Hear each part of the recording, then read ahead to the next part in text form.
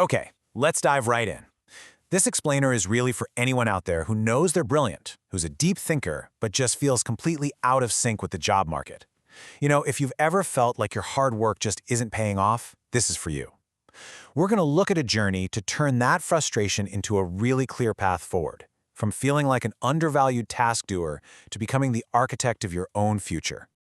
We're going to start with this question because it's just so raw, it's so real, and it gets right to the absolute heart of the problem. If money can break trust inside your own family, the most emotional bond we have, how on earth are you supposed to trust total strangers in an office? It's a powerful and honestly a completely valid question. And that powerful question brings us to the core conflict of this entire thing. It's that messy intersection of trust, money, and work. This friction, it isn't just some minor annoyance. It's the source of that deep anxiety and cynicism that can make our professional lives feel like we're in a constant battle. And here's where we so often get tripped up. We try to operate in two completely different worlds using the same set of rules. On one side, you've got family. It's all emotional, built on years of history and all these unspoken expectations. But work is fundamentally different. It's transactional, it's structured, and it's governed by clear agreements.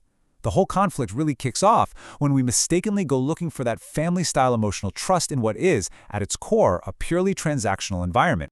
So that brings us to the big challenge, right?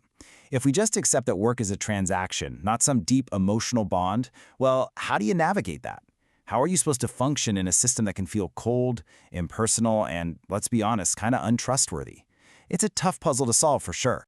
And that feeling, that lack of trust, it often shows up as a different kind of frustration. This feeling that your brilliance just isn't paying off. This brings us to what I call the market mismatch. Here, we're going to diagnose a really critical issue. That disconnect between being a deep, intelligent thinker and what the job market actually values, and what it rewards with a high salary. Just take a look at this career timeline. What do you see? You see years of work. You see skills being developed, but the pay? It's just painfully slow. There are gaps, there are periods in some really unprofessional environments, and just this constant feeling of being undervalued. Now, this is not a story of someone who's incompetent. This is a story of a clear market mismatch. The value is there, but it's not being communicated in a language the market understands. So here's the crucial point. The weakness isn't a lack of skill. It's a weakness in strategy. First, there's a positioning problem. The resume screams, "I do tasks," not "I solve problems." Second, there's zero impact metrics. How many users did you help? How much faster did you make something? The market speaks in numbers. And finally, the learning is kind of all over the place. Mobile, AI, physics, which is super impressive, but it doesn't build one single powerful high-value identity. And I really want to pause here because this is probably the most important thing to hear so far. This is not about you not being smart enough. It is about being misaligned with what the market is buying right now. It's a positioning problem, not an intelligence problem, period.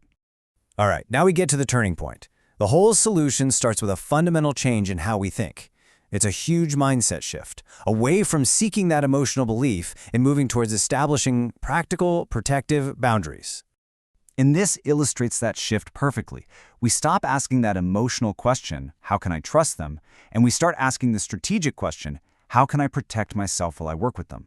Now, this isn't about being cynical. It's about being professional. It's about clarity, it's about documentation, and it's about relying on systems, not just hoping for people's good intentions.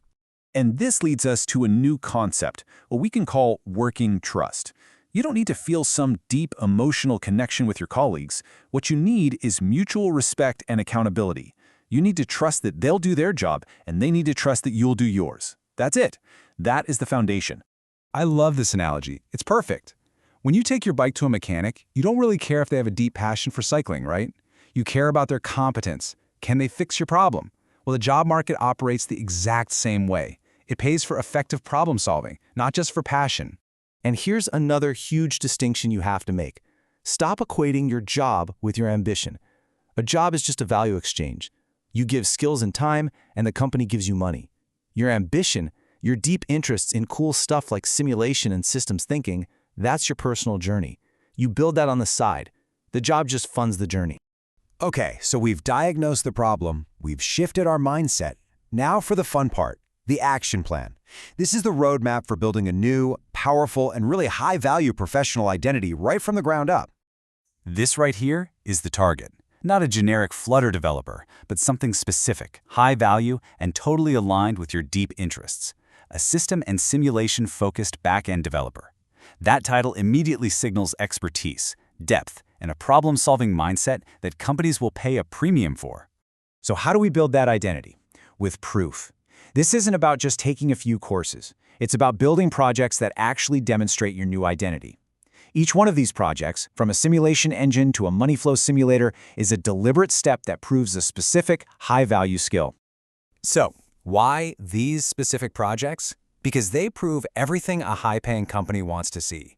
They prove you can model complexity. They prove you think about performance and scale. They show you can turn abstract problems, like fairness in how money flows, into actual functional code. And most importantly, they prove you are a builder, an architect, not just some coder waiting for the next task. So, after this whole journey of shifting your mindset and doing some focused building, we finally arrive at the transformation. What does it actually look like to become the architect of your own future? I mean, the transformation is just night and day. On the left, you've got the before, a task-focused developer, feeling undervalued and totally misaligned with the market. And on the right, the after, a system-focused engineer recognized as high value and perfectly aligned with both their personal interests and what the market actually demands. This is the goal. And this brings us to the ultimate truth of this whole journey. Real, true professional security doesn't come from a specific company or some safe job title. It comes from within. It's your proven ability to adapt to new challenges, to learn continuously, and to build valuable things from scratch. That is a security that no one can ever take away from you. So now, the theory is done. The diagnosis is clear, the mindset is shifted, and the roadmap is laid out right in front of you. You have the map. So the only question left is, what will you build?